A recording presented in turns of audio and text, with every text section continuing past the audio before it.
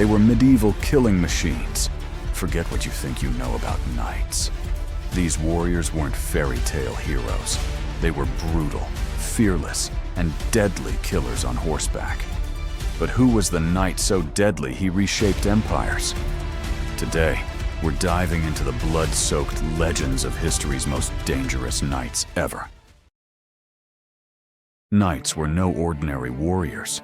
They were elite fighters, forged from youth in sword, lance, and chivalry, ready to turn battles with a single charge. They lived for glory and died for honor. But what made a knight truly dangerous? Not just armor or weapons, but sheer willpower, insane combat skill, legendary battles, and a reputation that could freeze an enemy's blood. Their skills, their epic battles, and the legends that echo through history. Kicking off at number 5, we've got a man so deadly.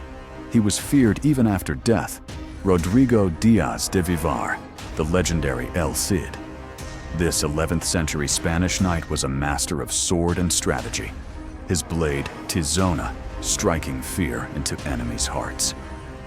Picture 1080s Spain, torn by war. Exiled by his king, El Cid captures Valencia in 1094 against impossible odds, using cunning ambushes and a small, loyal force. He once disguised his men as merchants to slaughter an unsuspecting army. His wildest legend? After death, his body was strapped to his horse, leading a ghostly charge that sent enemies fleeing in terror. Trained relentlessly, El Cid's horseback swordplay was unmatched. Why he's legendary is that El Cid turned chaos into conquest. His charisma turned enemies into allies, and he ruled Valencia like a warlord king. His ability to unite Christians and Muslims under his banner made him a cultural icon. The epic poem Cantar de Mio Cid immortalized him, and Tizona is still displayed in Spain, humming with his legacy. At number 4, Godfrey of Bouillon, the heart of the First Crusade. This knight's swordsmanship and unshakable faith inspired armies to conquer the impossible. It's 1099, and Jerusalem's walls loom under a scorching sun. Godfrey climbs a siege tower, arrows whizzing past, and leads his men to breach the city. His charisma drove exhausted crusaders to victory, earning him the title Defender of the Holy Sepulchre. Trained with two-handed swords, he could cleave armor in one swing. His humility refusing a king's crown made him a saint-like figure. Godfrey's journey wasn't just about brute force. He negotiated fragile alliances with rival crusader factions, keeping his army alive across treacherous deserts. Chronicles say he fought through wounds, his faith never wavering. When offered the crown of Jerusalem, he refused, choosing humility with the title Advocatus Sancti Sepulchri, protector of the Holy Tomb. His training began as a boy in the courts of Lorraine, where he honed his swordsmanship and learned to inspire loyalty, making him a legend who didn't just fight for glory, he fought for God. Number 3 is the prince born to conquer, Edward of Woodstock, known as the Edward the Black Prince, England's deadliest prodigy of the 100 Years' War. Clad in black armor, this knight was a tactical genius who terrified France and rewrote the rules of warfare. It's 1356, the Battle of Poitiers.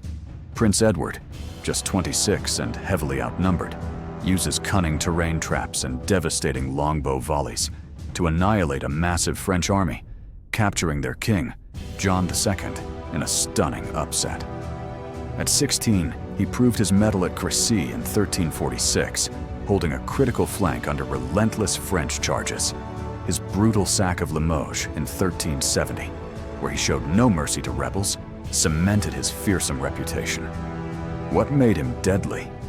His mastery of the longsword and lance, honed from childhood, and his innovative combined arms tactics, blending archers, cavalry, and dismounted knights that left enemies reeling. Edward's black armor, possibly darkened to intimidate, made him a living legend on the battlefield. Chronicles like Froissart's describe him rallying his men with fiery speeches, his voice cutting through the chaos. Trained in the royal courts of England, he sparred with the best knights, developing a relentless fighting style. At Poitiers, he outsmarted the French by luring them into a choke point, where his archers mowed them down.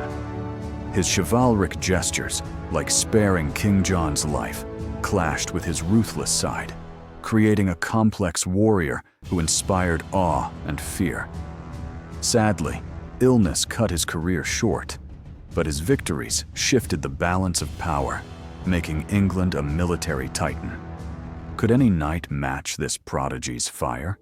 At number 2, King Richard III, the Lionheart, England's warrior king who was a force of nature.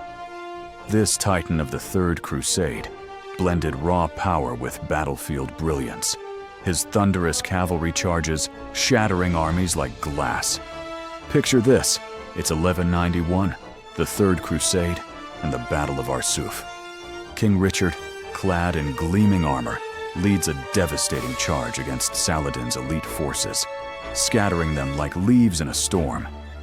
His courage was so legendary that Saladin himself sent him gifts, fruits, and horses during a truce, a sign of respect for a worthy foe. At the Siege of Acre, Richard's strategic genius shone, orchestrating catapults and sappers to breach the city's walls after months of stalemate, turning the tide of the crusade. Trained from youth in crossbows, swords, and lance, he fought on the front lines, shrugging off wounds and malaria. His defining moment? Marching fearlessly under arrow fire at Jaffa in 1192, rallying his men to retake the city against impossible odds. Richard's charisma was his secret weapon. His fiery speeches turned weary soldiers into lions, as chroniclers like Ambroise noted. Raised in the courts of Aquitaine, he sparred with Europe's finest knights, mastering a relentless fighting style that made him a one-man army. His daring at Arsuf wasn't just brute force. He outmaneuvered Saladin by timing his charge to exploit a gap in the enemy line. Yet, his long absences crusading left England vulnerable, and his capture by the Holy Roman Emperor forced a massive ransom, showing the cost of his glory. Richard's legend wasn't just built on victories. His defiance, like walking the front lines daring archers to shoot, made him a myth in his own time. But for all his greatness, one more knight influenced the cause of one country. At number 1, the ultimate knight, Sir William Marshal, the greatest knight who ever lived. Undefeated in over 500 duels, this knight was a combat legend whose influence saved England from collapse and reshaped a kingdom.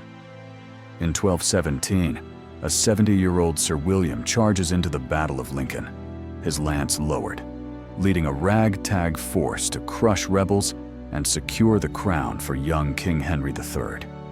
From a landless knight to England's regent, he served 5 kings: Henry VIII, the young king, Richard the Lionheart, John, and Henry III, outwitting barons and rivals with the same skill he wielded in battle. In one tournament, he captured 10 knights in a single day, turning combat into a fortune through ransoms. His secret? Unmatched lance precision, superhuman reflexes from relentless training, and a mind sharper than any sword. At the Siege of Le Mans in 1189, he personally defended Richard the Lionheart from attackers, unhorsing foes with a single blow. Sir William's journey began at 12, training in Normandy's brutal knightly schools, where he mastered jousting, swordplay, and horsemanship, earning fame across Europe's tournament circuits. His biography, L'Histoire de Guillaume le Maréchal, the first for a non-royal, paints him as a knight without equal, outwitting treacherous barons and even King John during the First Barons' War. His diplomatic genius shone when he negotiated peace with rebels, saving England from civil war. At Lincoln, he outmaneuvered a larger force with a daring uphill charge, his white hair visible beneath his helm, inspiring his men to fight like demons. But his greatest legacy? Ensuring the Magna Carta's survival, mentoring Henry III to enforce the charter that shaped modern law. Chroniclers like Matthew Paris called him the best knight in the world, and his story inspired chivalric ideals for centuries. From defying death in tournaments to saving a kingdom at 70, Sir William was a one-man dynasty. From El Cid's ghostly charge to Marshal's empire-saving victories, these knights redefined deadly. Who's your top pick? Comment below. Did Marshal earn Supra 1, or is El Cid your favorite? Smash that subscribe button and hit the bell for more epic history.